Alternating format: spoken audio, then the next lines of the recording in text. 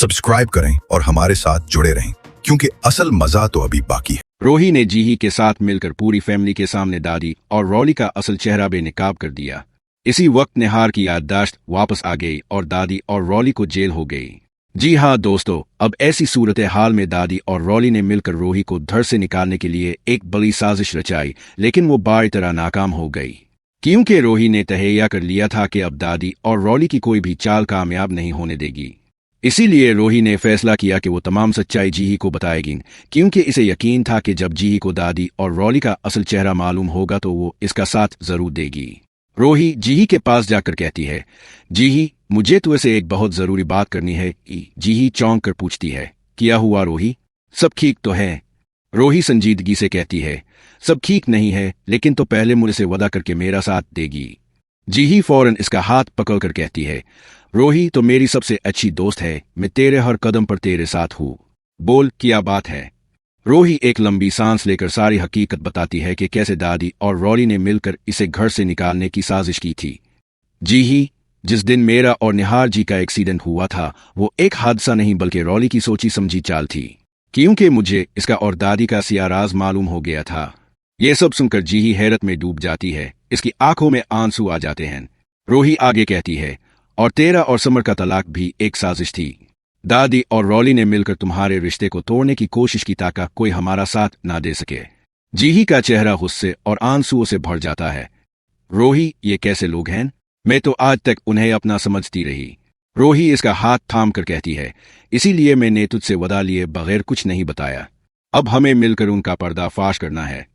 रोही जीही को गिले लगाते हुए कहती है, अब ये दादी और रॉली नहीं बचेंगी। फिर दोनों एक प्लान बनाती हैं कि कैसे सच्चाई को सबके सामने लाना है। वो घर के पुराने सीसीटीवी फुटेजेस, दादी और रॉली की बातें रिकॉर्ड करना और उनके कमरों की तलाशी लेना शुरू कर देती हैं। एक रात जीही दादी और रॉली को आपस में बात करते हुए सुन लेती है, अब हमें रोही और जीही दोनों को हमेशा के लिए घर से निकाल देना चाहिए, वरना यह हमारा खेल बिगाड़ देगी। जीही फौरन इस गुफ्तगू को रिकॉर्ड कर लेती है।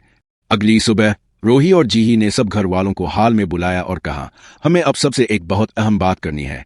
आज हम कुछ ऐसा दिखाएंगे जिससे आपकी आंखें खिल जाएगी। जीही ने मोबाइल से वो ऑडियो क्लिप चला दी जिसमें दादी और रॉली की साजिशें साफ सुनाई दे रही थी। सबके चेहरों पर हैरत और गुस्सा साफ नजर आ रहा था। निहार, जो अब मुकम्मल सेहतमंद हो चुका था, भी आ गया और बोला, मैंने पहले ही कहा था कि रोही बेकसूर है, ये दोनों औरतें ही इस घर की तबाही का सबब बन रही थी। रॉली घबरा कर बोली, ये सब झूठ है, हमें फंसाया जा रहा है।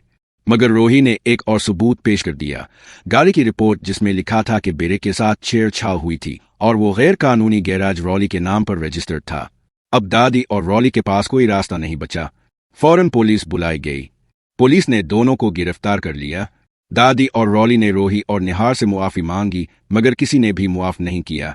वो दोनों जेल चली गई। सब घर वालों ने रोही के पास आकर इसे गिले लगाया और कहा, हमें मुआफ कर दो रोही, हम तुम पर शक करते रहे और असल दुश्मनों को अपना समझते रहे। जीही और समर एक दूसरे को देखकर मुस्कुरा उठे। रोही की आंखों में आंसू थे, लेकिन इस बार ये आंसू तकलीफ के नहीं बल्कि जीत और सुकून के थे। दोस्तों, अगर आप चाहते हैं कि निहार और रोही को उनका बुच्चा रोहान जल्द से जल्द मिल जाए और अग्नि को इसके करतूतों की सजा मिले, तो इस वीडियो को लाइक करें, चैनल को सब्सक्राइब करें और कमेंट्स में लिखी आई सपे और जूही।